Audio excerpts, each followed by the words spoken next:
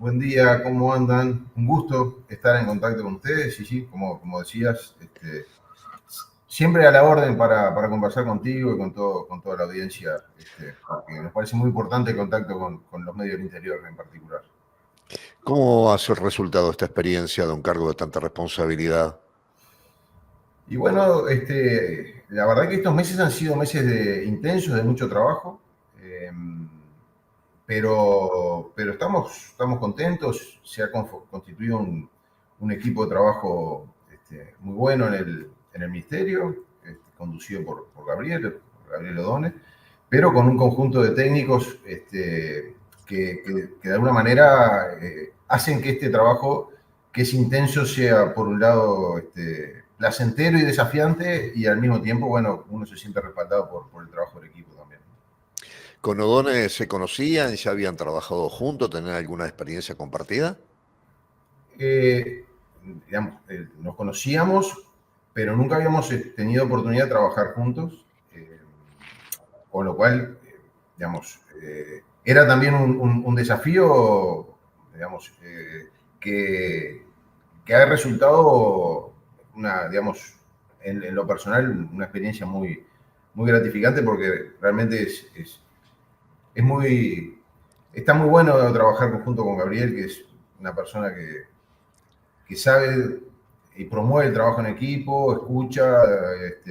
y realmente creo que se ha logrado generar un equipo y un ambiente de trabajo muy interesante, y realmente ha sido unos meses muy lindos de trabajo. ¿Se, en- Intensos, desafiantes, pero gratificantes. se encontraron con muchas dificultades? Y bueno, en realidad la primera dificultad surgió en la propia etapa de transición, ¿no? O sea, la transición que todos decimos que es muy larga, ¿no? Porque bueno, las elecciones fueron a fin de noviembre, asumimos el 1 de marzo, esos meses que hubiera sido un tiempo más que razonable como para poder hacer una puesta a punto y haber llegado el 1 de marzo ya con el panorama claro de la situación con la que nos encontramos. No fue todo lo fluida que hubiéramos querido, eh, y la realidad en particular es lo que tiene que ver con la situación fiscal que fuimos conociendo y pudiendo precisar en los primeros meses de trabajo, nos marcó un panorama peor del que esperábamos antes de tener toda la información que empezamos a tener a partir del 1 de marzo. Y bueno, efectivamente, desde el punto de vista fiscal, hoy tenemos una situación que es más desafiante, más compleja de lo que, a partir de lo que es la información pública con la cual podíamos contar nosotros y todo el resto de los analistas, podíamos imaginarnos. Ese fue el principal tema que nos ocupó, sobre todo en los 2 primeros meses de trabajo, porque implicaba poder tener una idea clara de cuál era la situación a nivel de los distintos ministerios, ¿no? Y los distintos organismos que forman parte del presupuesto nacional. Y bueno, ese trabajo nos llevó un tiempo importante y fue lo que de alguna manera terminó siendo la presentación que nosotros hicimos como para decir, bueno, compartir con toda la población cuál es la situación fiscal que encontramos del país, pero para decir, bueno, este es el punto de partida y nosotros nos concentramos ahora a mirar para adelante, no tanto a mirar para atrás. Pero bueno, básicamente el resultado de ese trabajo inicial lo que nos mostró fue que en realidad existieron un conjunto de pagos que debieron haberse efectuado en el 2024 y que no se hicieron y que pasaron para el 2025. Y por otro lado, se adelantaron algunos ingresos que correspondían al 2025 y que se concretaron en el 2024, de anticipos que hicieron las empresas públicas de pago de impuestos, que cuando uno mira globalmente la postergación de gastos y el adelanto de ingresos, determinan que haya medio punto del producto, estamos hablando del orden de los 400 millones de dólares, que, digamos, no se recogieron en las cifras, en las estadísticas oficiales del 2024, y por lo tanto el déficit que nosotros vemos a partir de la información pública del 2024 subestima lo que sería la verdadera situación económico-fiscal de las cuentas públicas, y al mismo tiempo eso arrastra para el 25, porque son gastos que esta administración está encarando y está, digamos, trabajando para poner al día, y por lo tanto eso va a tener un impacto desde el punto de vista fiscal en este primer año de gobierno. Bien, y esta realidad, ¿qué permite o qué condiciona de cara al presupuesto quinquenal? Y bueno, ese panorama más restrictivo que nos encontramos desde el punto de vista fiscal, sin duda que es un elemento de contexto fundamental a la hora de diseñar la estrategia presupuestal, ¿no? Claramente, el déficit que presenta la economía uruguaya en este momento es algo manejable, ¿no? O sea, el país ha construido reputación, tiene espalda financiera como para hacer frente a esta situación fiscal, y por lo tanto no es que nos condicione y nos genere urgencias de implementar, por ejemplo, un ajuste fiscal, pero sin duda nos obliga a trazar una estrategia que vaya mejorando la situación fiscal en los próximos años, y por lo tanto eso también reduce los recursos que uno puede tener disponible para la implementación de un conjunto de políticas públicas que resultan necesarias para poder atender los problemas que enfrenta la sociedad uruguaya. Ese es un poco el dilema con el cual en el cual estamos transitando en este momento, compatibilizando esos dos objetivos. Por un lado, mejorar la situación fiscal a lo largo de este periodo de gobierno, porque el déficit actual no es algo sostenible en el tiempo, lo podemos gestionar, lo podemos manejar, pero no se puede mantener estos niveles para siempre, por lo tanto es necesario reducirlo, y al mismo tiempo es necesario implementar un conjunto de políticas públicas que van a requerir recursos, porque es cierto que, y es importante, y es, digamos, un énfasis que desde el equipo económico nosotros ponemos, que es importante y es necesario mejorar la calidad del gasto público, mejorar la eficiencia en el gasto. Ahora, hacer frente a los problemas que en materia de educación, seguridad, pobreza, en particular a nivel infantil, enfrenta nuestro país, solo con mejora en la eficiencia del gasto no es posible enfrentarlos. Y por lo tanto, mantener y potenciar nuestra matriz de protección social y afrontar los problemas que la sociedad uruguaya tiene en este momento, va a requerir mejora en la eficiencia del gasto, pero también invertir volúmenes mayores de recursos. Y ese es un poco el marco en el cual estamos en este momento terminando de delinear la estrategia presupuestal que se va a plasmar en el proyecto de presupuesto que vamos a presentar dentro de un mes, ¿no? ¿Qué importancia tiene en esta realidad todo lo vinculado a la regularización de situaciones de empresas con los aportes a DGI y la forma de ir evitando que haya gente que esté trabajando y que no esté incorporada al BPS, por ejemplo? Bueno, eso para nosotros es un capítulo importante. ¿Por qué? Porque en definitiva el peor impuesto es el que no se paga, ¿no? Porque en definitiva eso introduce una inequidad muy grande entre quien se esfuerza por cumplir con sus obligaciones tributarias y alguien que tiene al lado y que compite con él y en definitiva no está cumpliendo con esas obligaciones. Entonces, poder generar, digamos, una reducción de la informalidad, de la evasión, de la subdeclaración, es una prioridad, pero al mismo tiempo también generar las condiciones para que los comerciantes puedan hacer frente a digamos, a ese mayor costo que la formalidad genera. Y ese es parte, por ejemplo, de los lineamientos y políticas que hemos impulsado y, digamos, promovido, por ejemplo, para atender la situación a nivel de frontera, ¿no? En departamentos, sobre todo en la frontera con Brasil, que enfrentan una situación complicada digamos, de precios relativos y por lo tanto, digamos, enfrentan una competencia que no siempre es fácil de sobrellevar con la producción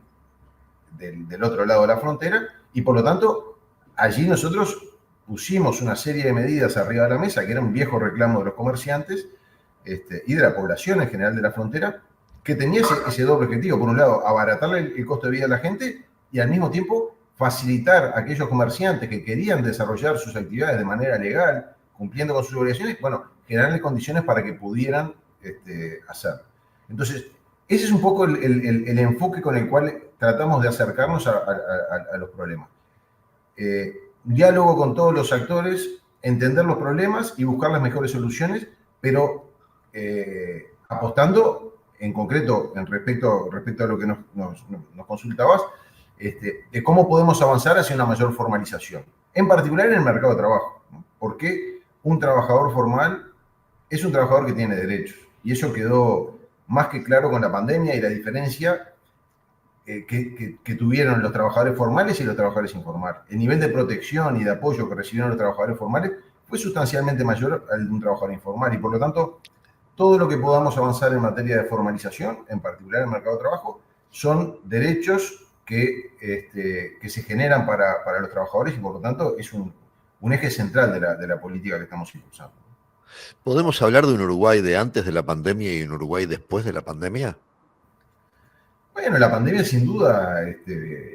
generó un impacto muy grande y provocó un conjunto de transformaciones eh, que, que muchas de ellas llegaron para quedarse, ¿no? Por ejemplo, el teletrabajo, el impulso que se le dio a todo lo que es las compras online, por ejemplo, digamos, tuvieron un impulso muy grande en ese periodo, y todos esos elementos fueron transformaciones que quedaron y digamos, hacen a una nueva realidad, a veces que impacta sobre el mercado de trabajo, a veces que impacta sobre la actividad comercial, y sin duda son elementos que vinieron para quedarse, ¿no? O sea que la pandemia, en muchos de esos casos, lo que hizo fue acelerar un proceso que seguramente igual se iba a dar, pero que